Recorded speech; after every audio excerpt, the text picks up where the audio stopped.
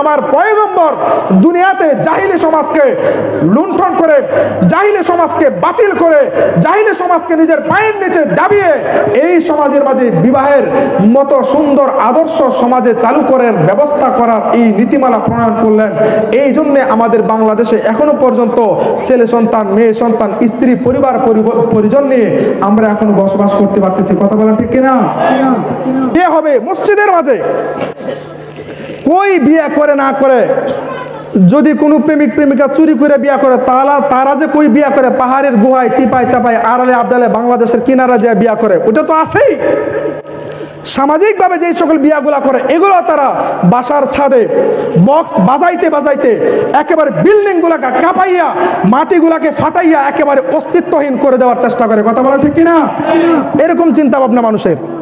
আপনার বিয়েতে এত বড় পবিত্র একটা বন্ধনে আপনি গান বাজান মিয়া, বিয়ের মতো এত পবিত্র একটা বন্ধনে আপনি গান বাজান, আপনি কল্পনা কেমনে করেন?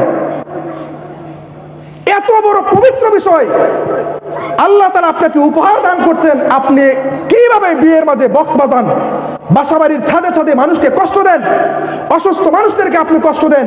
আপনার এই যুক্তি আপনাকে কে দিল? এই চিন্তা ভাবনা আপনার মনের মাঝে কে দিল যুবক ভাই?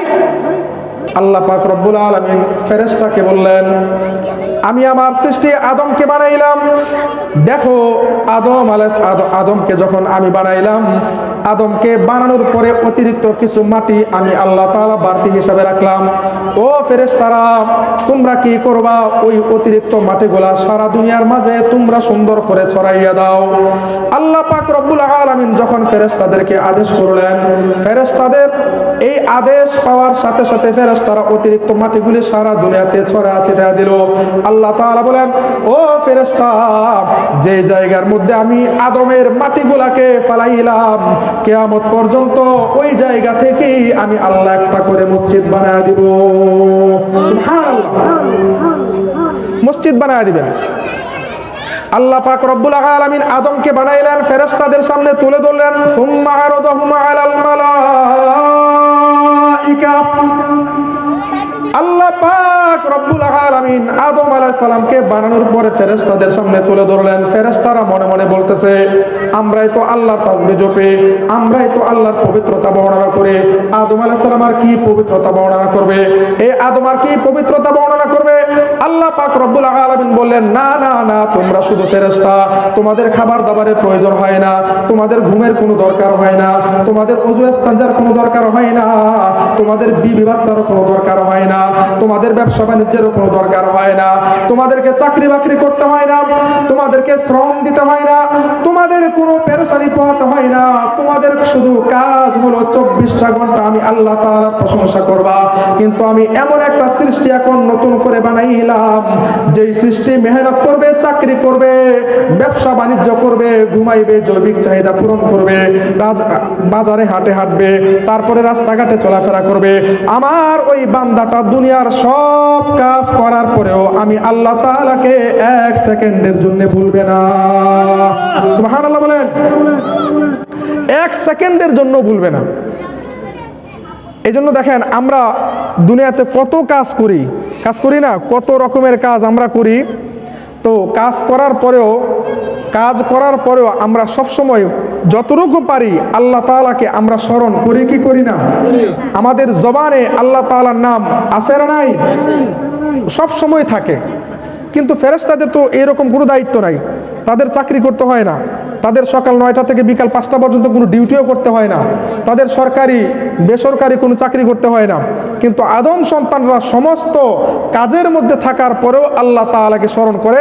আল্লাহ বলে, আমি এটাই চাই আমার বান্দা সমস্ত কাজের মাঝে থাকবে, দুনিয়ার যত কাজ আছে কাজগুলাকে সে করবে, কিন্তু ওই কাজের মাঝে আমি আল্লাহকে সে 1 মুহূর্তের জন্য ভুলবে না। কথা বলা ঠিক কিনা? 1 মুহূর্তের জন্য ভুলবে না।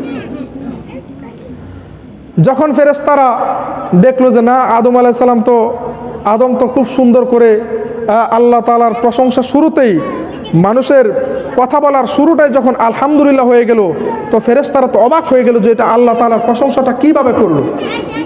অবাক হয়ে গেছেন ফেরেশতারা।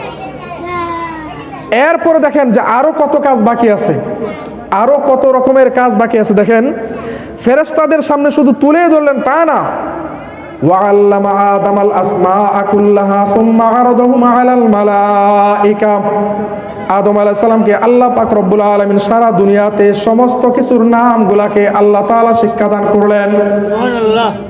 সারা দুনিয়ার মাঝে যতগুলি নাম আছে আল্লাহ পাক রব্বুল আলামিন আদম আলাইহিস সালামকে সবগুলি নাম শিক্ষা দান করলেন। ফেরেশতাদেরকে বলা হলো তোমরা এইগুলার নাম বলো দেখি। ফেরেশতারা বলে না না, আমরা শুধু আপনার পবিত্রতা বর্ণনা করতে পারি, আমরা শুধু আপনার তাসবিহ জপতে পারি, আপনি আমাদেরকে যা শিক্ষা দান করবেন তাই কেবল আমরা বলতে পারবো, এর বাইরে আমরা কোনো কিছু বলতে পারবো না। আল্লাহ পাক রব্বুল আলামিন বললেন, ও আদম, ফেরেশতারা কিন্তু ব্যর্থ হয়ে গেল, এবার তুমি সুন্দর করে বলে দাও। যেই মাত্র আল্লাহ পাক রব্বুল আলামিন আদম আলাইহিস সালামকে সুন্দর করে বললেন, আদম আলাইহিস সালাম একের পর এক সবগুলি নাম সুন্দর করে বলে দিলেন। সবগুলি নাম বলে দিচ্ছেন। একা আদমকে আল্লাহ তাআলা এত ব্রেন দান করেছেন, গোটা দুনিয়াতে যত আধুনিকতার ছোঁয়া ছিল, এখন আছে এবং ভবিষ্যতেও থাকবে অথবা আসবে, যত আধুনিকতার ছোঁয়া আসুক সমস্ত কিছুর জ্ঞান আল্লাহ তাআলা আদম আলাইহিস সালামকে একা দান করছেন, একা দান করছেন। এজন্যই তো আমরা কিছু কিছু ব্রেন পাইছি। আদম আলাইহিস সালামকে আল্লাহ তাআলা সারা দুনিয়ার মাটি দিয়ে সৃষ্টি করলেন। এই জন্যে আল্লাহ পাক রব্বুল আলামিন পৃথিবীর আনাচে কানাচে এক এক রকমের মানুষ সৃষ্টি করলেন। আফ্রিকার মানুষ কালো হবে, আমেরিকার মানুষ সুন্দর হবে, সৌদি আরবের মানুষ আরো বেশি সুন্দর হবে, ভারত পাকিস্তান বাংলাদেশের মানুষ কখনো সুন্দর হবে কখনো কালো হবে। বিভিন্ন রকমের মানুষের কালার হয়, কেউ শ্যামলা বর্ণের হয়, কেউ সুন্দর বর্ণের হয়, কেউ কালো বর্ণের হয়, কেউ গাত্র বর্ণের হয়, কেউ একেবারে কুচকুচে কালো হয়, বিভিন্ন রং বেরঙের হয়। কারণ আল্লাহ তাআলা আদম আলাইহিস সালামকে গোটা পৃথিবীর সমস্ত মাটি থেকে নির্বাচন করে করে বানাইলেন। আল্লাহ পাক রব্বুল আলামিন এটা বুঝাইতে চাইলেন যে আমি বান্দাদেরকে যেইভাবে বানাই না কেন, যেইভাবে আমি আমার বান্দাকে সৃষ্টি করি না কেন, ওই সৃষ্টির মাঝে, ওই সৌন্দর্যের মাঝে বা চাকচিক্যর মাঝে কোনো বরকত নাই। ওই বান্দা যদি আমি আল্লাহ তাআলাকে স্মরণ করে, এটাই হলো আল্লাহ তাআলার একমাত্র দেওয়া নেয়ামত, এটাই হলো বরকত, যে আল্লাহ তাআলাকে আমি স্মরণ করতে পারি। এই জিনিসটা এটাও তো আল্লাহর তরফ থেকে আসছে, কথা বলা ঠিক কিনা? যে আমি যে আল্লাহ তাআলাকে স্মরণ করতে পারতেছি এটাও তো আল্লাহর তরফ থেকে আসছে। এটাই বললেন যে এটাও একটা আল্লাহ তাআলার তরফ থেকে নেয়ামত। সুতরাং কে কালো হলো, কে সুন্দর হলো, কে শ্যামবর্ণ হলো, কে বাদামি বর্ণ হলো, সেগুলার কোনো মূল্য আল্লাহ তাআলার কাছে নাই। আল্লাহ তাআলার কাছে মূল্য হলো ওই মানুষটার মাঝে আল্লাহ তাআলার স্মরণ আছে কিনা, আল্লাহ তাআলার ভয় আছে কিনা, তাকওয়া আছে কিনা, এটা হলো আল্লাহ তাআলার মূল বিষয়। বান্দার জন্য এটা হলো গুরুত্বপূর্ণ সাবজেক্ট। এই জন্য ভাইয়ের আমার, আমরা কি মানুষ হইতে পারার কারণে আল্লাহ তাআলা আমাদেরকে মানুষ বানাইছেন, তাতে কি আমরা খুশি না বেজার? খুশি না? আল্লাহ তাআলা আমাদেরকে মানুষ বানাইছেন। যেই মাত্র আদম আলাইহিস সালামকে আল্লাহ তাআলা বানানো শেষ করলেন, ফেরেশতারা ব্যর্থ হয়ে গেল। আল্লাহ তাআলা বললেন, এই আদম, জান্নাতের মাঝে বসবাস করো। এই যে দেখো জান্নাত, এটা হলো সুন্দর একটা জান্নাত। এই সুন্দর জান্নাতের বাগানের মাঝে তুমি সুন্দর করে বসবাস করবা। আল্লাহ পাক রব্বুল আলামিন বললেন, ও আদম, তুমি এই জান্নাতের মাঝে বসবাস করো। আদম আলাইহিস সালাম জান্নাতের মাঝে থাকলেন। এত সুন্দর জান্নাত, অনেক সুন্দর একটি জান্নাত আল্লাহ তাআলা আদম আলাইহিস সালামকে দান করলেন। আদম আলাইহিস সালাম মনে মনে অনেক খুশি হয়ে গেলেন। এত নিয়ামত এই জান্নাতের মাঝে কিভাবে থাকে? সব কিছুর নাজ নিয়ামত আল্লাহ তাআলা জান্নাতের মাঝে রাখলেন। শুধু আদমকে বললেন, এই আদম, এই জান্নাতের মাঝে যা কিছু আছে সব কিছু তুমি ব্যবহার করবা, কিন্তু সাবধান, ওই যে একটা গাছ আছে, ওই গাছের কাছে তুমি যাইবা না, তার ধারে কাছেও তুমি যাইবা না। এই কথাটা শুধু আদম আলাইহিস সালামকে বললেন। আদম আলাইহিস সালাম এই কথাটা পালন করলেন। আদম আলাইহিস সালাম জান্নাতের মাঝে বসবাস করা শুরু করলেন। কিন্তু উনার সব কিছুর মাঝে একটা সৌন্দর্য আছে, পরিপূর্ণতা আছে, কিন্তু কি যেন একটা নাই লাগে, কি যেন একটা কমতি লাগতেছে, কোনো কিছুর একটা ঘাটতি মনে হয় আছে। আদম আলাইহিস সালাম গোটা জান্নাতটা ভ্রমণ করলেন। গোটা জান্নাত ভ্রমণ করার পরেও আদম আলাইহিস সালামের অন্তরের মাঝে কি যেন একটা অপূর্ণতা রয়ে গেল। আল্লাহ পাক রব্বুল আলামিন বললেন, আদম, আমি জানি রে তোমার মনের মাঝে একটা অপূর্ণতা রয়ে গেল, আমি জানি সেই অপূর্ণতাটা কি, তুমি কোনো চিন্তা করবা না। আল্লাহ পাক রব্বুল আলামিন আদমের বাম পাজর থেকে আল্লাহ তাআলা কুদরতি ভাবে গায়বী ভাবে আদম আলাইহিস সালামের জন্য আমাদের মা হাওয়াকে তৈরি করে দিলেন। আল্লাহু আকবার। মা হাওয়াকে তৈরি করে দিলেন। এখন আদম আলাইহিস সালামের বাম পাজর থেকে আম্মাজান হাওয়া আলাইহিস সালামের জন্ম, মানে ওনাকে তৈরি করলেন। এখন আদম আলাইহিস সালাম এবার অনেক খুশি হয়ে গেল। মাশাআল্লাহ মাশাআল্লাহ, অনেক সুন্দরী একজন নারী। আদম আলাইহিস সালামের শরীরের মাঝে যেই শক্তি দেওয়া ছিল, যেই শারীরিক কাঠামো ছিল, শারীরিক কাঠামো 60 হাত লম্বা। আদম আলাইহিস সালামের উচ্চতা ছিল 60 হাত লম্বা। জোরে বলেন না সুবহানাল্লাহ। আমার কথা কি বুঝছেন সবাই? আদম আলাইহিস সালামের উচ্চতা ছিল 60 হাত। আচ্ছা, 60 হাত যে আদম আলাইহিস সালাম ছিলেন, 60 হাত লম্বা, এটা কি আদম আলাইহিস সালামের হাতে নাকি আমাদের হাতে? কার হাতে? আমাদের হাতে, উনার হাতে না। উনার হাতে তো উনি 3.5 হাতই ছিলেন। উনার হাতে উনি 3.5 হাতই ছিলেন, কিন্তু আমাদের হাতে উনি 60 হাত লম্বা ছিলেন। বিশাল আকারের মানুষ।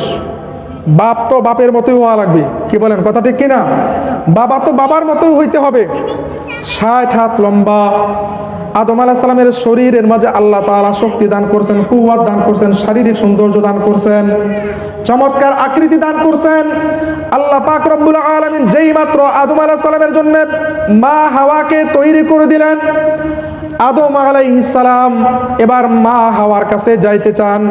কি যেন একটা আকর্ষণ কাজ করে, কি যেন একটা আকর্ষণ কাজ করে, যাইতে চান, ধরতে চান, কিন্তু আল্লাহ তাআলা নিষেধ করে দিলেন, ও আদম তুমি হাওয়াকে ধরতে যাইবা না। কারণটা কি? আমি চাই না তোমাদের মাঝে কোনো রকমের কোনো সম্পর্ক স্থাপন করা হোক, যেই সম্পর্কের মাঝে কোনো পবিত্রতা থাকবে না। ওই আদম, আমি জানি তুমি টেনশন করবে না, তুমি চিন্তা করবে না, তোমার জন্যেই তুমি ব্যবহার করবা, তুমি ভোগ করবা, তোমার সুবিধার জন্য আমি হাওয়াকে তোমার জন্য তৈরি করে দিলাম। কিন্তু আমার একটা নীতি হলো, তুমি যখন হাওয়াকে ব্যবহার করবা, কিন্তু এই হাওয়াকে বিনা অনুমতিতে ব্যবহার করা যাবে না, যেমন তেমন পদ্ধতিতে ব্যবহার করা যাবে না। তোমাদের দুইজনের মাঝে বৈবাহিক সম্পর্ক স্থাপন করার পরেই তুমি তার কাছে যাইবা। সুবহানাল্লাহ বলেন। এই যে আমরা বিবাহ একটা চমৎকার বন্ধন আমরা করি, বিবাহ হচ্ছে সমাজের মাঝে একটি চমৎকার বন্ধন। এর চাইতে উত্তম বন্ধন আর পৃথিবীতে আর হইতে পারে না। বিয়ের মতো এত চমৎকার বন্ধন, যেটা বর্তমান পৃথিবীতে একেবারে একটা অহেতুক বিষয় মনে করা হয়। কথা বলেন ঠিক কিনা? বর্তমান সময়ে বিবাহকে একটা অহেতুক বিষয় মনে করা হয়, লিফটিগোদার করা হয়। তারপরে অল্প বয়সে বিবাহের আগেই নারীদের সাথে নাউজুবিল্লাহ সম্পর্ক স্থাপন করা হয়। কত রকমের কাজ যে আছে। এই সমাজের বহু নারী নিজের সতীত্বকে ধ্বংসের মুখে ঠেলে দিয়েছে। এই সমাজের বহু পুরুষ তার যৌবনকে অবৈধ পথে ব্যবহার করেছে। বর্তমান সমাজে এবং বর্তমান সময়ে ম্যাক্সিমাম নারী বুকে হাত দিয়া এই কথা বলতে পারবে না যে আমার সতীত্ব 100% ঠিক আছে। সবাই কোনো না কোনোভাবে হেনস্থা হয়েছে, অথবা নিজ ইচ্ছাই তার যৌবনকে বিলিয়ে দিয়েছে। বিশেষ করে স্কুল কলেজ ভার্সিটিতে যারা পড়াশোনা করেন, যেই সকল নারীরা, যেই সকল বোনেরা আমার যারা স্কুল কলেজ ভার্সিটিতে, এমনকি মহিলা মাদ্রাসায় সহ বিভিন্ন যেই প্রতিষ্ঠানে পড়ুক না কেন, তাদের ইজ্জতকে, তাদের সতীত্বকে, তাদের আব্রুকে অবলীলায় সমাজের যে কোনো ছেলেদের কাছে বিলিয়ে দিচ্ছে। কথা বলেন ঠিক কিনা? এই যে আজকে সমাজের মাঝে বিবাহের মতো একটি চমৎকার রুসম এই সমাজে নাই। ইউরোপ, আমেরিকাতে, জাপানের মতো দেশে বিবাহ আছে বলে তারা বিবাহকে একটা বিবাহ কেন্দ্রিক যে একটা জীবন ব্যবস্থা হয়, এটা জাপানের মানুষ জানেই না। জাপানের মানুষ এই বিষয়টা তারা বুঝেই না যে বিবাহ কেন্দ্রিক একটা সমাজ ব্যবস্থা হতে পারে, পারিবারিক একটি সৌন্দর্য স্থাপন হতে পারে, এটা তারা বুঝেই না। তারা যেই কোনো বয়সে, উপযুক্ত বয়সে কোনো একটা নারীর সাথে সম্পর্ক স্থাপন করবে, বেবি নিবে কি নিবে না সেটা তাদের ব্যক্তিগত ব্যাপার। যৌবন শেষ, তার বয়সও শেষ, সে বৃদ্ধ হয়ে গেছে, সে ঘরের এক কোণায় পড়ে থাকবে, মরে থাকবে, ওখানেই কোনো এক পুলিশ গিয়ে তাকে ওখান থেকে এনে কোনো এক মাটিতে দাফন করবে। কিন্তু পারিবারিক যে একটা চমৎকার বন্ধন, এটার একটা মন মেজাজ ওই দেশের মানুষের মাঝে নাই। কিন্তু আলহামদুলিল্লাহ আমাদের বাংলাদেশে এখনো যথেষ্ট পারিবারিক সমৃদ্ধি, পারিবারিক একটি রেওয়াজ, পারিবারিক একটি নীতি, যেই নীতিটা আমার নবী পয়গম্বর সাল্লাল্লাহু আলাইহি ওয়াসাল্লাম উম্মতের মাঝে শিক্ষা দিলেন, যেই নীতিটা আমার পয়গম্বর দুনিয়াতে জাহিলি সমাজকে লুণ্ঠন করে, জাহিলি সমাজকে বাতিল করে, জাহিলি সমাজকে নিজের পায়ের নিচে দাবিয়ে এই সমাজের মাঝে বিবাহের মতো সুন্দর আদর্শ সমাজে চালু করার ব্যবস্থা করার এই নীতিমালা প্রণয়ন করলেন। এই জন্যে আমাদের বাংলাদেশে এখনো পর্যন্ত ছেলে সন্তান, মেয়ে সন্তান, স্ত্রী, পরিবার পরিজন নিয়ে আমরা এখনো বসবাস করতে পারতেছি। কথা বলা ঠিক কিনা? এই একটা সুন্দর ব্যবস্থা এখন আমাদের বাংলাদেশে আছে। কিন্তু বাংলাদেশের মাঝে এমন একটা অবস্থা হয়ে গেছে, আর কয়েকটা বছর যাওয়ার পরেও এই বাংলাদেশের মাঝেও দেখবেন স্বামী স্ত্রীর কোনো পরিচয় থাকবে না, সন্তানেরও কোনো পরিচয় থাকবে না, এই সন্তানের বাবাকে তার কোনো পরিচয় থাকবে না। এমন একটা অবস্থা হয়ে যাবে, সমাজ ব্যবস্থা ভেঙে যাবে। বিবাহের মতো চমৎকার সুন্নতকে তারা ধ্বংস করে দেওয়ার চেষ্টা করবে। আল্লাহ পাক রব্বুল আলামিন বলেন, আমার এই নীতিটাকে, আমার এই সুন্নতটাকে যদি তোমরা নিভাইতে চাও, আমার যেই কোনো বিধানকে যদি তোমরা নিভাইতে চাও, এই দুনিয়াতে আমি আল্লাহ তাআলা যা যা বিষয় আমি তোমাদের জন্য দান করলাম, এই বিষয়গুলা যদি তোমরা ধ্বংস করে দেওয়ার চেষ্টা করো, তাহলে আমি আল্লাহ তাআলা তোমাদেরকে এই দুনিয়া থেকে ধ্বংস করে দিব। এখন বলেন তো দেখি ভাই, বিবাহ সুন্দর করে বিবাহ করে তারপরে জীবন ব্যবস্থা কায়েম করা, সংসার করা, এটা কি ভালো না খারাপ? সবাই জুড়ে বলেন, ভালো না খারাপ? অবশ্যই ভালো। বিবাহের মতো উত্তম বরকতময় জিনিস আর হতে পারে না। এই জন্য যুবক ভাইয়েরা যারা আছেন, পর্দার আড়ালে মা বোনেরা যারা শুনতেছেন, আপনি ভার্সিটিতে পড়েন, আপনার মেয়ে ভার্সিটিতে পড়ে, আপনার ছেলে ভার্সিটিতে পড়ে, মেহেরবানি করে একটু খেয়াল রাখবেন, মেহেরবানি করে একটু খেয়াল রাখবেন। বর্তমান জামানার ওয়াজটা হয়ে গেছে শুধুমাত্র একটা ওয়াজ শো হয়ে গেছে, এক কান দিয়ে প্রবেশ করে তো আরেক কান দিয়ে অটোমেটিকলি বের হয়ে যায়। মানুষ অবশ্যই মাহফিলের একটি প্রভাব আছে, অবশ্যই মাহফিলের একটি বরকত আছে, কারণ লিকুল্লি শাইইন আসারুন, প্রত্যেকটা জিনিসের একটি প্রভাব থাকে। কিন্তু মানুষের মাঝে মাহফিলের যে একটা বরকত ব্যাপকভাবে সমাজের মাঝে ছড়িয়ে পড়ার কথা, সেই ব্যাপকতা, সেই বরকতটা সমাজের মাঝে নাই। কারণ মাহফিলকে সেই গুরুত্ব দিয়ে সে শুনেই না। সে মনে করে এগুলো ইসলামের কিছু কথা, আমি আমার মতোই জীবন পরিচালনা করব, আমি আমার মতোই চলবো, এগুলো ইসলামের কথা হুজুররা বলেই যাবে, কোরআন হাদিসে কি আছে সেটা আমার দেখার বিষয় না। অনেক মেয়েরা, অনেক ছেলেরা, অনেক স্কুল কলেজের ভার্সিটির মেয়ে ছেলেরা, তারা কোরআন হাদিসের সঠিক কোনো জ্ঞানই তাদের ভিতরে নাই। কোরআন হাদিস বললে যে একটা বিষয় আছে, এটার জ্ঞান পর্যন্ত তাদের ভিতরে থাকে না। তারা তাদের মতো জীবনকে পরিচালনা করে, অথচ তাদের বাবা মা, তাদের ভাই বোন, তারা সবাই মুসলিম, সে নিজেও জানে সে একজন মুসলিম, কিন্তু ইসলামের যে চরিত্র, ইসলামের যে কালচার, এগুলা তার শরীরের মাঝে, তার আমলের মাঝে, তার জীবন ব্যবস্থার মাঝে এগুলাকে সে ফিট করে নাই। কথা বলা ঠিক কিনা? করে নাই। আল্লাহ পাক রব্বুল আলামিন আদম আলাইহিস সালামকে বললেন, ঘটনাটা কি মনে আছে নাকি? আদম আলাইহিস সালামের জন্য আল্লাহ তাআলা হাওয়া আলাইহিস সালামকে তৈরি করলেন। যেই মাত্র আদম আলাইহিস সালাম হাওয়াকে স্পর্শ করতে যান, আল্লাহ তাআলা বললেন, না না না আদম, না না, এটা তোমার জন্য এখন বৈধ নয়। আমি চাই বিবাহের মতো একটি চমৎকার বন্ধন কায়েম করবা, বিবাহের মতো চমৎকার বন্ধন কায়েম করার পরেই কেবল তুমি হাওয়ার কাছে যাইবা। এখন বলেন তো দেখি, বিবাহ করাইতে গেলে, সমাজের মাঝে যখন বিবাহ করাইতে যায়, তখন সাক্ষীর প্রয়োজন আছে না নাই? সাক্ষীর দরকার আছে না নাই? সাক্ষীর দরকার লাগে। বাংলাদেশের মাঝে দেখবেন পৃথিবীর যেই প্রান্তেই হোক ইসলামী শরিয়া মোতাবেক বিবাহ করতে গেলে দুইজন সাক্ষীর দরকার হয়। বিবাহ করতে গেলে দুইজন সাক্ষীর দরকার হয়। দুইজন সাক্ষী পুরুষ হওয়া লাগবে, দুইজন সাক্ষী মহিলা হলে চলবে না যে আমি নীরবে আড়ালে আবডালে বিবাহ করে ফেললাম, সাক্ষী হলো দুইজন মহিলা। না না না, এই বিবাহ সই হবে না। যেই বিয়ের মধ্যে দুইজন সাক্ষী মহিলা হয়, মহিলা রাখছে দুইজন সাক্ষী, মহিলা যদি দুইজন সাক্ষী হয়, এই বিবাহ কখনো সই হবে না।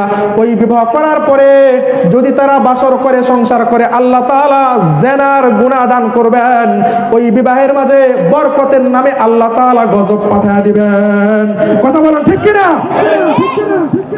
গজব পাঠিয়ে দিবেন। এই জন্য আল্লাহ তাআলা বলেন বিবাহ করতে গেলে দুইজন সাক্ষীর দরকার পড়বে, দুইজন পুরুষ হওয়া লাগবে। যদি কোনো কারণে দুইজন পুরুষকে যদি কেউ মিলাইতে না পারে, তাহলে দুইজন মহিলা একজন পুরুষ, দুইজন মহিলা একজন পুরুষ, তাহলে মোট তিনজন হলো। কারণ ইসলামী শরিয়া মোতাবেক দুইজন নারীকে একজন পুরুষের একটা সমান মর্যাদা দেওয়া হয়েছে সাক্ষীর ক্ষেত্রে কেবল, এটা অন্য কিছু না। কারণ সম্পদের মাঝে একটা ভাগ হয়, সম্পদের মাঝে একটা ভাগ হয়। দেখবেন ভাই পাবে 2 ভাগ, মেয়ে পাবে 1 ভাগ। ভাই পাবে 2টা অংশ, মেয়ে পাবে 1টা অংশ। কথা বলেন ঠিক কিনা? এটা হলো ইসলামী শরিয়া মোতাবেক একটা বিধান। আল্লাহ তাআলা বললেন, ও আদম তুমি যখন বিবাহ করবা, ওই বিবাহের মাঝে একটা সাক্ষীর দরকার পড়বে। কিন্তু সাক্ষী আল্লাহ তাআলা কোত্থেকে ম্যানেজ করবেন? সাক্ষী তো ম্যানেজ করার মতো কোনো ব্যবস্থা নাই।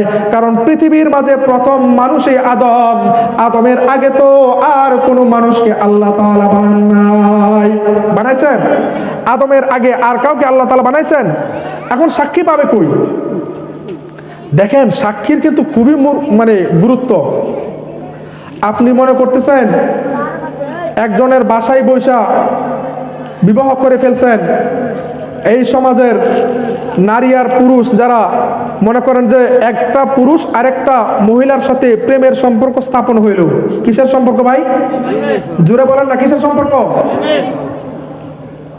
শয়তান এই পৃথিবী থেকে আল্লাহ তাআলার কাছে চ্যালেঞ্জ নিয়ে আসছে, পৃথিবী থেকে ইসলামী ব্যবস্থা যেগুলা বরকতি ব্যবস্থা, এগুলাকে সে শয়তান ধ্বংস করে দিবে। এজন্য আল্লাহর কাছ থেকে সে চ্যালেঞ্জ করে নিয়ে আসছে।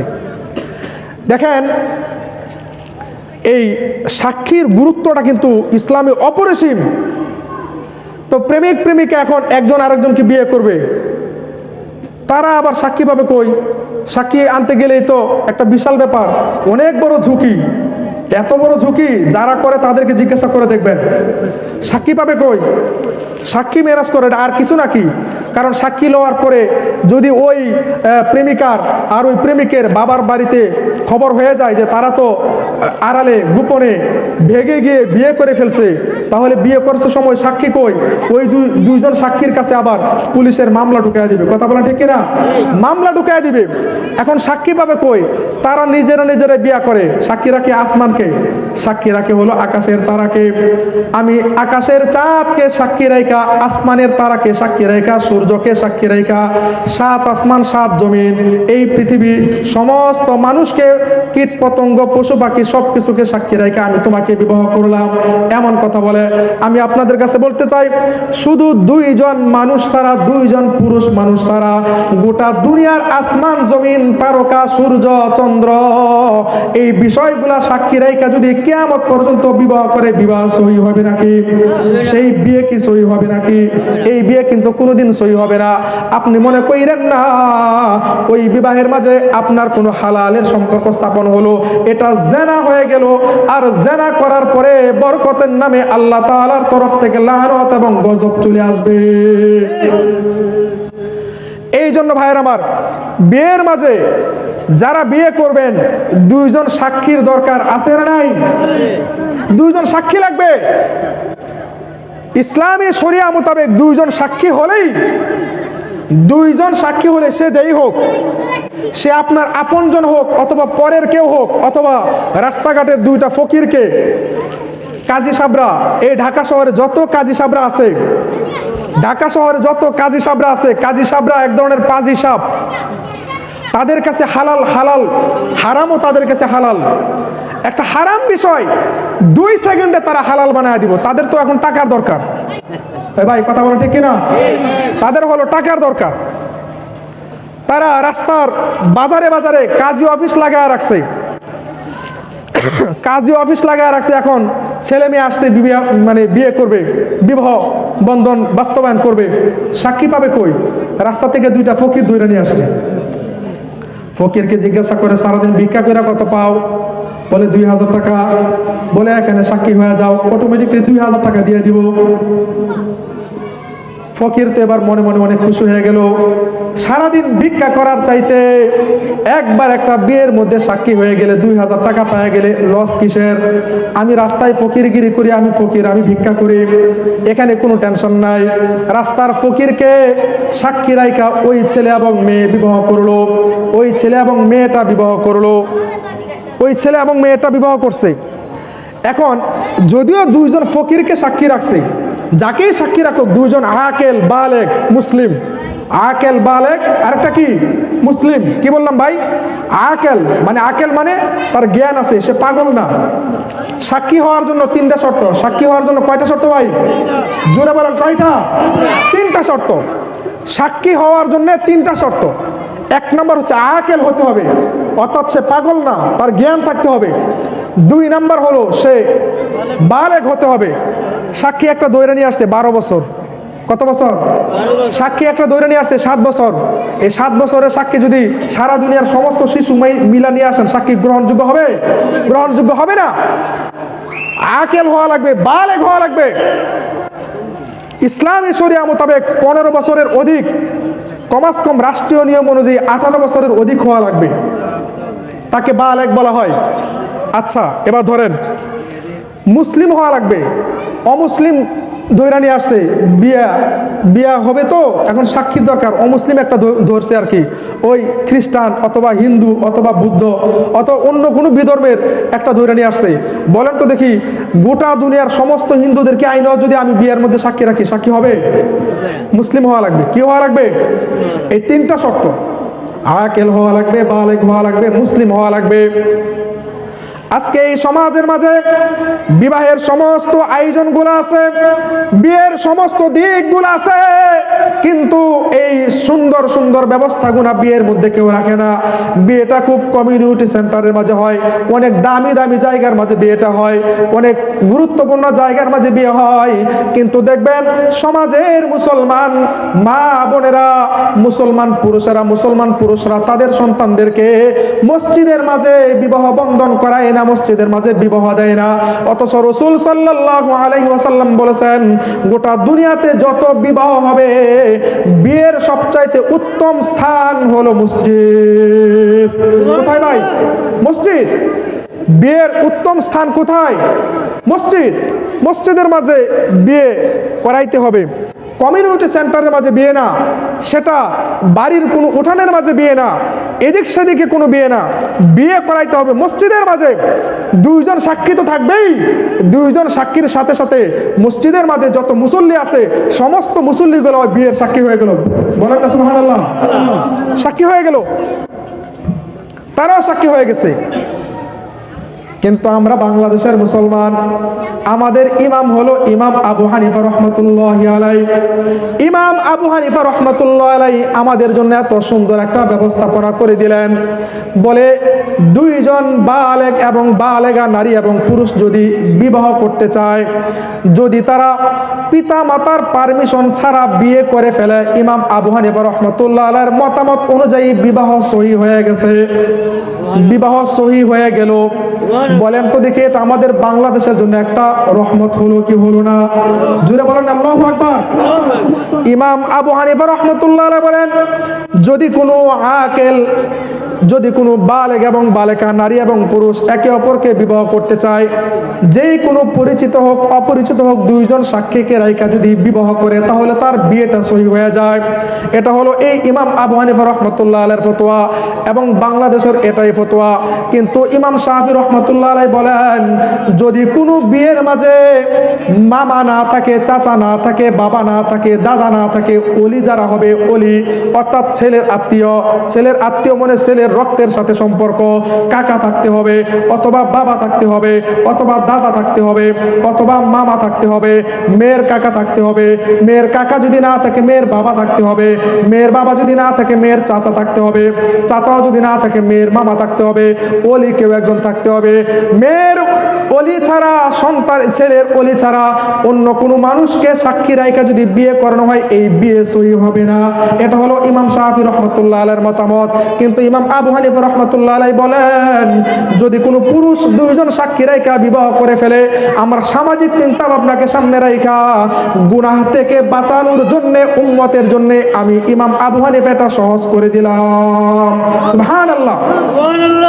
এই জন্য দেখবেন বাংলাদেশে এই শহরে কত নারী আর কত পুরুষ আছে বাবা জানে না, মা জানে না, বিয়ে করে সংসার করতেছে। আবার এমনও আছে বিয়ে শাদীর কোনো খবর নাই, এমনি সংসারের ভান ধরছে। কথা বলা ঠিক কিনা? এই ভাই কথা বলা ঠিক কিনা? মাও বিয়ে তো হয়ই নাই, বিয়ে হয়ই না, কিন্তু সংসারের ভান ধরে তারা বছর কি বছর সংসার করতেছে, যারও সন্তান পয়দা করতেছে। আচ্ছা ভাই দেখেন, এটা ভাই তোমার করার কি দরকার? তুমি বিয়ে না কইরা তুমি তোমার বাবাকে জানাও নাই, মাকে জানো নাই, খুব ভালো কথা, দুজন সাক্ষীকে তুমি রাখো। আমাদের জন্য তো ইমাম আবু হানিফা সহজ করে দিয়েছেন, মানুষকে গুনাহ থেকে বাঁচানোর জন্য, জেনার তকমা থেকে বাঁচানোর জন্য তোমাকে তো এই সহজতা অবলম্বন করার জন্য একটা সুন্দর তৌফিক দান করছেন, সুন্দর একটা পদ্ধতি বাতলা দিয়েছেন। তুমি এভাবে বছরের পর বছর থেকে তোমার মন মানসিকতা নষ্ট না করে তুমি দুইজন সাক্ষীকে রাইখা তুমি সুন্দর করে বিয়ে করে তারপরে সংসার করো, অন্তত হালাল তো হয়ে গেল। কে বলেন ভাই কথা ঠিক কিনা? অন্তত হালাল তো হয়ে গেল। এই জন্যে সামাজিক বিয়ের মাঝে সুন্দর করে সাক্ষীকে বাস্তবায়ন করতে হবে। সাক্ষী ছাড়া বিবাহ কখনো সম্পন্ন হবে না, সাক্ষী ছাড়া বিবাহ কখনো সহি হবে না। এটা হলো ইসলামী আইন। আর রাষ্ট্রীয় আইনের কথা আমি আলোচনা করব না। রাষ্ট্রীয় আইন হলো এটা তাদের মন গড়া বিষয়। এটা এই সালে একটা আইন করবে, আবার 200 বছর পরে আরেকটা আইন করবে, আবার 100 বছর পরে আরেকটা আইন করবে। কিন্তু ইসলামী শরীয়ত যে আইন করছে, ইসলামী ব্যবস্থাপনা যে আইন করছে, এটা নবী পয়গম্বর থেকে যে আইন চলমান আছে কিয়ামত পর্যন্ত একই আইন থাকবে। এই আইনের মাঝে এক চুল পরিমাণ পরিবর্তন হবে না। জোরে বলেন ঠিক কিনা? এক চুল পরিমাণ পরিবর্তন হবে না। আদম আলাইহিস সালাম এবার হাওয়াকে ধরতে যান। হাওয়াকে ধরতে যাওয়ার সময় আল্লাহ পাক রব্বুল আলামিন বললেন না না না, তুমি যেমন তেমন ভাবে ধরতে পারো না, যদিও তোমার জন্য বানাইছি। আল্লাহ পাক রব্বুল আলামিন বললেন আদম, যদিও আমি তোমার জন্য হাওয়াকে বানাইলাম, কিন্তু না না না, এটা ধরতে যাইবা না। আমার একটা সুন্নত হলো বিবাহের মাধ্যমে তোমাদেরকে আমি একজন আরেকজনের সাথে মিলাইয়া দিব, কিন্তু এখন এই বিয়ের জন্য সাক্ষী আমি কোথায় পাবো? আল্লাহ পাক রব্বুল আলামিন বললেন আদম, আমি আল্লাহ তাআলা নিজে সাক্ষী হইয়া তোমাদেরকে বিবাহ পড়া দিলাম। আল্লাহু আকবার। আমি নিজে সাক্ষী হইলাম। বলেন তো দেখি, যেই বিয়েতে আল্লাহ তাআলা নিজে সাক্ষী হন, আল্লাহ তাআলা নিজে যেই বিয়েতে সাক্ষী হন, সেখানে আর অন্য কারো দরকার আছে? এটা আল্লাহ তাআলা নিজে বলছেন যে আমি আল্লাহ তাআলা সাক্ষী হইয়া, তখন আর কাকে রাখবো? ফেরেশতারা তো আছেই, ফেরেশতারা তো দেখতেছেই, কিন্তু আমি আল্লাহ তাআলা সাক্ষী হয়ে তোমাদের মাঝে আমি বৈবাহিক সম্পর্ক স্থাপন করলাম। জুড়ে বলেন আল্লাহু আকবার। বৈবাহিক সম্পর্ক স্থাপন করে দিয়েছেন। এবার আদম আলাইহিস সালাম সুন্দর করে বসবাস শুরু করলেন। আদম আলাইহিস সালাম এবার সুন্দর করে বসবাস শুরু করলেন। এজন্য ভাইয়ের আমার, বিয়ের মাঝে এই সাক্ষীটা বড় গ্রহণযোগ্য হয়। আল্লাহর নবী, আমাদের নবী যিনি আল্লাহর নবী পয়গম্বর হযরত মুহাম্মদ সাল্লাল্লাহু আলাইহি ওয়াসাল্লাম 11টা বিবাহ করছেন। জোরে জোরে বলেন, কয়টা বিবাহ করছেন? 11টা বিবাহ করছেন। সকল বিবাহের মাঝে কাউকে না কাউকে সাক্ষী রাখছেন। বিভিন্ন সাহাবীদেরকে সাক্ষী রাখছেন, অমুক সাহাবীকে সাক্ষী রাখছেন, ওমরে ফারুককে সাক্ষী রাখলেন, উসমান গনিকে সাক্ষী রাখছেন। তারপরে এই আপনার হযরত আব্দুল্লাহ ইবনে আব্বাসকে সাক্ষী রাখছেন। বিভিন্ন সাহাবীদেরকে সাক্ষী রাখা আল্লাহর নবী সরকারে দু আলম নবী বিভিন্ন সাহাবীদেরকে সাক্ষী রাইখা রাইখা বিবাহ করলেন, কিন্তু একটা বিবাহ যায়েনাব রাদিয়াল্লাহু তাআলা আনহাকে যখন বিয়ে করার সিদ্ধান্ত হয়, আল্লাহ পাক রব্বুল আলামিন বলেন এই বিয়ের মাঝে দুনিয়ার কোনো মানুষকে আমি আল্লাহ তাআলা সাক্ষী রাখবো না, দুনিয়ার কোনো মানুষ এই বিয়েতে সাক্ষী হবে না। আপনি যেহেতু এখন আমার এখানে আছেন, আমি চাই যায়েনাবকে আমি আপনার কাছে বিবাহ বন্ধনে আবদ্ধ করে দিব, আমি আল্লাহ তাআলা নিজে আপনার জন্য সাক্ষী হয়ে গেলাম। আল্লাহু আকবার। এই দুইজন, একজন হলেন আদম, আরেকজন হলেন আমাদের পয়গম্বর। আচ্ছা বলেন, আমাদের পয়গম্বরের সময় দুনিয়াতে মানুষের কোনো কমতি ছিল? আমাদের নবীজির সময় দুনিয়াতে কোনো মানুষ ছিল না? কত শত মানুষ ছিল, কিন্তু 11টা বিবাহ করছেন, তার মধ্যে একটা বিয়ের মাঝে আল্লাহ তাআলা নিজে সাক্ষী হয়েছেন, সেটা হলো পালক পুত্র। সেটা কি ভাই? পালক পুত্র, নবীজির পালক পুত্র। খুব ভালো করে শুনবেন, খুব খেয়াল করে শুনতে হবে। নবীজির পালক পুত্র যায়েদ। নবীজির পালক পুত্রের নাম কি? যায়েদ। জোরে বলেন, পালক পুত্রের নাম কি? আরো জোরে বলেন, পালক পুত্রের নাম কি? যায়েদ। যায়েদ রাদিয়াল্লাহু তাআলা আনহু যেই মহিলাকে বিবাহ করছেন, যায়েদ রাদিয়াল্লাহু তাআলা আনহু যেই মহিলাকে বিবাহ করলেন, কিন্তু যায়েদ রাদিয়াল্লাহু তাআলা আনহু নবীজির পালক ছেলে, পালক পুত্র। আচ্ছা বলেন তো দেখি, যায়েদ রাদিয়াল্লাহু তাআলা আনহু যদি নবীজির পালক পুত্র হয়, তাহলে যায়েদ রাদিয়াল্লাহু তাআলা আনহুর বউ নবীজির পালক মেয়ে হওয়ার কথা না? পালক মেয়ে না? কিন্তু আল্লাহ তাআলা বলছেন, যায়েদ রাদিয়াল্লাহু তাআলা আনহু যখন উনার বউকে তালাক দিয়ে দিলেন, আল্লাহ পাক রব্বুল আলামিন নিজে পয়গম্বরকে আদেশ করলেন, ও পয়গম্বর, আমি আপনাকে আদেশ করলাম এই বিবাহটা আপনাকে করতেই হবে, এই বিয়েটা আপনাকে করতে হবে। আপনার পালক ছেলেকে আপনি, আপনার পালক ছেলের বউকে, তালাকপ্রাপ্ত নারীকে আপনি বিবাহ করবেন। এই বিয়েটা, এটা আমি আল্লাহ তাআলার নির্দেশ। দুনিয়ার কোনো মানুষ এই বিয়ের মাঝে সাক্ষী থাকুক আর না থাকুক, আমি আল্লাহ তাআলা আসমান থেকে আপনার এই বিয়ের মাঝে আমি আল্লাহ তাআলা একাই সাক্ষী হয়ে গেলাম। আল্লাহু আকবার। কি বুঝাইলেন? বুঝানোর একটা উদ্দেশ্য হলো, ইসলামী শরিয়া মোতাবেক পালক ছেলে এটা ছেলে না, পালক মেয়ে এটা কিন্তু মেয়ে না। অনেকে মনে করে পালক মেয়ে মানে আপন মেয়ের মতো। যেই মেয়েটাকে আপনি জন্মদান করছেন ওই মেয়েটার মতো কিন্তু পালক মেয়ে হবে না। এটা একটা রাষ্ট্রীয় নিয়ম, একটা দুনিয়াবি নিজাম, দুনিয়াবি একটা রুসুম। কিন্তু আল্লাহ পাক রব্বুল আলামিন বললেন, পালক পুত্র কোনোদিন পুত্র হয় না, পালক ছেলে পালক মেয়ে এগুলা কিন্তু কোনোদিন মেয়ে হয় না। যদি কোনো বাবা, তার যদি কোনো সন্তানাদি না হয়, দুনিয়াতে যদি তার কোনো সন্তানাদি না আসে, সে যদি অন্য কোনো মেয়েকে পালক মেয়ে হিসেবে লালন পালন করে, এটা সে করতে পারবে, তার জন্য কোনো নিষেধাজ্ঞা না। কিন্তু ওই পালক মেয়েটা যখন পরিণত বয়সে উপনীত হবে, ওই বাবার জন্য ওই মেয়ের সাথে পর্দা বাস্তবায়ন করা ওয়াজিব হয়ে যায়। বুঝতে পারছেন? পালক মেয়ের সাথে বাবা, যেই বাবা মেয়েটাকে পালক নিয়ে আসছে, ওই বাবা ওই মেয়ের সাথে বালেগা হলে, পরিণত বয়সে যখন উপনীত হবে, ওই বয়সের সময় তখন পর্দা করতে হবে। আর আপনার যেই মেয়েটাকে আপনি জন্মদান করছেন, আপনার জন্মদান করা যেই মেয়েটা আপনার স্ত্রীর গর্ভে আসছে, এই মেয়ের সাথে কিয়ামত পর্যন্ত না, মৃত্যু পর্যন্ত পর্দার কোনো বিধান আছে? নিজের আপন মেয়ের সাথে পর্দা করতে হয় এমন কোনো কথা আছে? নিজের আপন মেয়ের সাথে কোনো পর্দা নেই। হ্যাঁ, যেই পিতা তার মেয়েকে দেখলে অন্যরকম চিন্তা ভাবনা আসে, সেই পিতা যদিও সে আপন পিতা, তারপর সে একটু পরহেজ করবে, একটু দূরত্ব বজায় রাখবে। কিন্তু পালক মেয়ে সে এটা মেয়ে নয়, এটা জাহিলি একটা চিন্তা ভাবনা। উকিল বাবা বিবাহ শাদীর মাঝে উকিল বাবা রাখে, বিবাহ শাদীর মাঝে উকিল মা রাখে। উকিল বাবা উকিল মা ইসলামের মাঝে এদের কোনো সম্পর্ক নাই। হ্যাঁ, আপনি সাক্ষীতে একজন উকিল রাখতে পারেন। উকিল মানে সেও একটা জিম্মাদারি, সেও এই বিবাহের মাঝে খুঁটি হয়ে দাঁড়াইলো, সে এই নারী এবং পুরুষের বিয়ের মাঝে খুঁটি হয়ে দাঁড়াইছে, তাকেই বলা হয় উকিল। উকিল মানে সমাজের এই উকিল বাবা আর উকিল মা, এটা কোনো বিধান না। ইসলামের মাঝে উকিল বাবা উকিল মা বলতে ইসলামে কিছুই নাই। কথা বলেন ঠিক কিনা? এগুলা কিছুই নাই। কিন্তু মাশাআল্লাহ উনি আমার উকিল মা লাগে। বাবারে বাবা, উনি আর উকিল মা লাগে। উকিল মা পরে আর উকিল মা থাকে না, পরে এটা বউ হয়ে যায়। পরে দেখি যে একদিন লয়া চলে গেছে। কত পত্রিকাতে দেখছি এরকম। এই জন্য ভাই সাবধান। কথাগুলি একটু হাসির হতে পারে, কিন্তু একটু খেয়াল করে শোনা দরকার। বিবাহ, এই সমাজকে বিবাহ কেন্দ্রিক না করার জন্যে, এই সমাজটাকে বিবাহ কেন্দ্রিক না করার জন্যে গোটা দুনিয়ার বেঈমান মুশরিক কাফেররা ইহুদিরা বিবাহ সম্পর্ককে বাতিল করার জন্য উঠে পড়ে লাগছে। কথা বলেন ঠিক কিনা? এটাই তাদের একমাত্র চক্রান্ত।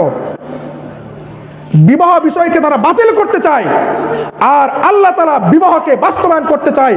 বিয়ের মাঝে সুসন্তান তৈরি হবে, বিয়ের মাধ্যমে আল্লাহ তাআলা নেককার সন্তান দান করবেন, বিয়ের মাধ্যমে এই যুগের ওলি পয়দা হবে, বিয়ের মাধ্যমে আব্দুল কাদের জিলানী আসবে, বিয়ের মাধ্যমে খাজা মুঈনুদ্দিন চিশতি আসবে, বিয়ের মাধ্যমে এরপরে শাহজালাল রহমাতুল্লাহ আলাইহি আসবে। আর যে ব্যক্তি বিয়ে করবে না, যার সন্তান পয়দা হবে, বিবাহ বহির্ভূত যেই সকল সম্পর্কগুলো স্থাপন করা হয় সেগুলোতে যারা সন্তান হয়, আর ওই সকল যারা সন্তানগুলাই ইসলামের বিরোধিতা করে। কথা বলেন ঠিক কিনা? তারাই বিরোধিতা করে। বিয়ে তো হালাল না। আবার বিয়েও আছে এমন অনেক সংসার দেখবেন তারা সুন্দর করেই বিয়েটা প্রথমে করছে, পারিবারিকভাবেই তারা জমকালোভাবে বিয়েটা করছে। 3 মাস যাইতে না যাইতেই, 1 বছর যাইতে না যাইতেই তালাক দিয়া উড়াইয়া দিছে 14 গোষ্ঠী। বউরে যে সে কয় তালাক দিছে এটা বউ নিজেও জানে না, হ্যাঁও জানে না। তালাক দিতে দিতে উহুদ পরিমাণ পাহাড় তালাক দিয়ে দিছে। আবার একটু পরে কাজী সাহেবের কাছে গেছে, কাজী সাহেব বলে এটা কিছুই না, বিসমিল্লাহ বলে আবার তওবা করে আবার চালু করে দেন। সুবহানাল্লাহ, হাই হাই কি হয়ে গেল এটা? বলেন তো ভাই, এগুলা কোনো তরিকা হলো? সব কাজই না, কিছু কিছু কাজই আবার খুব গুরুত্ব সহকারে দেখে। যারা আলেম, যারা কোরআন কিতাব পড়ছে, তারা আবার এগুলাকে জাস্টিফাই করে, যাচাই করে, বাছাই করে। তো এই যে একটা সিস্টেম, বিয়ে, পুরুষ তার স্ত্রীকে বিয়ে করা বউকে অসংখ্য অগণিত তালাক দিয়ে দিছে। বলেন তো দেখি, তালাক দেওয়ার পরে এই স্ত্রীর সাথে বসবাসের আর কোনো সুযোগ আছে? এক তালাক যদি দেয় তাহলে সে ফিরে আনতে পারবে, তার কাছে ক্ষমতা থাকবে আর 2 তালাকের। যদি 2 তালাক দিয়ে দেয় তাও সে ফিরে আনিয়ে আসতে পারবে, তার কাছে ক্ষমতা থাকবে 1 তালাকের। যদি সে 3 তালাক দিয়ে দেয় আর ফিরে আনার আর কোনো ক্ষমতা নাই, অন্যত্র বিবাহ বন্ধনে আবদ্ধ হবে। ওই জায়গাতে যদি অটোমেটিকলি কোনো কারণে আবার তালাক হয়ে যায়, তখন ওই প্রথম পুরুষের জন্য আবার এটা হালাল হবে। কথা বলেন ঠিক কিনা? আমার কথা কি আপনারা বুঝছেন ভাই? সবাই বিবাহ কেন্দ্রিক বিষয় খুবই গুরুত্বপূর্ণ কথা ছিল।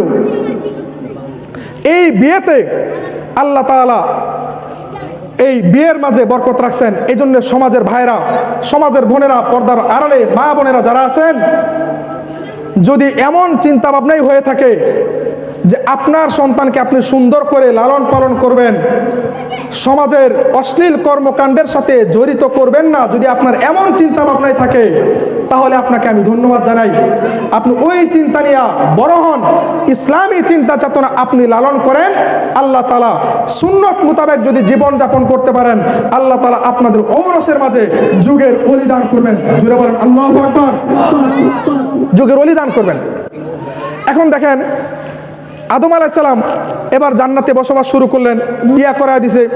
আবার এদিক দিয়া আল্লাহ তাআলা নিজে সাক্ষী, আর আমাদের পয়গম্বরকে আল্লাহ তাআলা যায়নাব রাদিয়াল্লাহু তাআলা আনহাকে বিবাহ বন্ধনে আবদ্ধ করায় দিলেন। সেখানেও আল্লাহ তাআলা নিজেই সাক্ষী থাকলেন, নিজেই সাক্ষী থাকলেন। পয়গম্বর সাল্লাল্লাহু আলাইহি ওয়াসাল্লামের কাছে কোন সাহাবী যখন বলতো, ইয়া রাসূলুল্লাহ আমি বিবাহ করব, আমি বিবাহ করতে চাই, আমার নবী অনেক খুশি হয়ে যাইতেন। নবীজি এত খুশি হতেন, আল্লাহর রাসূল সরকার দু আলম নবী পয়গম্বর ওই সাহাবীর প্রতি খুশি হইয়া ওই সাহাবীকে বিভিন্ন কিছু হাদিয়া দান করতেন। মাশাআল্লাহ মাশাআল্লাহ, তুমি বিবাহ করবা, অনেক সুন্দর একটি কাজ, তুমি বিবাহ করো। পয়গম্বর বলেন, তোমার কি কোনো নারীকে পছন্দ আছে? বলে, না ইয়া রাসূলুল্লাহ, আমার কোনো নারী পছন্দ নাই, আপনি যদি আমাকে কোনো পছন্দ করাইয়া দেন, আপনি যাকে বলেন আমি তাকেই বিবাহ করব। আল্লাহ রসুল সরকার দু আলম নবী বলেন, তুমি কি আমার পছন্দ অনুযায়ী বিবাহ করবে নাকি? সাহাবী বলেন, হ্যাঁ ইয়া রাসূলুল্লাহ, আপনি যেই মেয়েকে সিদ্ধান্ত করে দিবেন আমি সাহাবী ওই মেয়েকেই বিবাহ করার জন্য রাজি আছি। আল্লাহু আকবার। নবীজি যাকে পছন্দ করবে, এটা কি নবীজির পছন্দ কি খারাপ হবে ভাই? নবীজি যাকে চয়েস করবে, এটা কি সাধারণ কোনো চয়েস? নবী যখন বিবাহ করার জন্য প্রস্তুতি গ্রহণ করলেন, মসজিদের মাঝে নিয়ে যাইতেন। মসজিদের মাঝে অসংখ্য অগণিত সাহাবীদেরকে সামনে রাখা, সাক্ষীকে উপস্থিত রাখা, সাহাবীদেরকে সাক্ষী রাখা সুন্দর করে বিবাহ বন্ধনে আবদ্ধ করাইয়া দিতেন, বিবাহ বন্ধনে আবদ্ধ করাইয়া দিতেন। আল্লাহ রসুল সরকার দু আলম নবী বলেন, ও আমার সাহাবীরা, বিবাহের মাঝে উত্তম কাজ, এই কাজটা আমি কমিউনিটি সেন্টারের মাঝে রাখি নাই, এই কাজটা বাসাবাড়ির উঠানের মাঝে রাখি নাই। কাফের বেঈমান মুশরিকেরা বিবাহ বন্ধনকে বাতিল করতে চাই, ধ্বংস করতে চাই। আমি পয়গম্বর বিবাহকে দুনিয়ার জমিনে জিন্দা করতে চাই। এই জন্য আমি আল্লাহর রসুল বিবাহটাকে কমিউনিটি সেন্টারে রাখি নাই, তারপরে মাঠে ময়দানেও রাখি নাই, বাসাবাড়ির উঠানেও রাখি নাই। আমি চাই বিয়ের মাঝে মতো একটি সুন্দর সুন্দর একটি ব্যবস্থাপনা এই মসজিদে নববীর মাঝে হবে, মসজিদের মাঝে বিয়ে হবে। আল্লাহ পাক রব্বুল আলামিন বলেন, যেই বিয়েটা মসজিদের মাঝে হবে, ওই বিয়ের মাঝে আল্লাহ তাআলা আলাদাভাবে বরকত দান করবেন। আল্লাহু আকবার। বিয়ে হবে মসজিদের মাঝে। কই বিয়ে করে না করে, যদি কোনো প্রেমিক প্রেমিকা চুরি করে বিয়ে করে, তারা যে কই বিয়ে করে পাহাড়ের গুহায় চিপায় চাপায় আড়ালে আবডালে বাংলাদেশের কিনারা যে বিয়ে করে, ওটা তো আছেই। সামাজিকভাবে যে সকল বিয়াগুলা করে, এগুলো তারা বাসার ছাদে বক্স বাজাইতে বাজাইতে একেবারে বিল্ডিং গুলাকে কাঁপাইয়া মাটিগুলাকে ফাটাইয়া একেবারে অস্তিত্বহীন করে দেওয়ার চেষ্টা করে। কথা বলা ঠিক কিনা? এরকম চিন্তা ভাবনা মানুষের। আপনার বিয়েতে এত বড় পবিত্র একটা বন্ধনে আপনি গান বাজান মিয়া, বিয়ের মতো এত পবিত্র একটা বন্ধনে আপনি গান বাজান, আপনি কল্পনা কেমনে করেন? এত বড় পবিত্র বিষয় আল্লাহ তাআলা আপনাকে উপহার দান করছেন, আপনি কিভাবে বিয়ের মাঝে বক্স বাজান, বাসাবাড়ির ছাদে ছাদে মানুষকে কষ্ট দেন, অসুস্থ মানুষদেরকে আপনি কষ্ট দেন। আপনার এই যুক্তি আপনাকে কে দিল? এই চিন্তা ভাবনা আপনার মনের মাঝে কে দিল যুবক ভাই?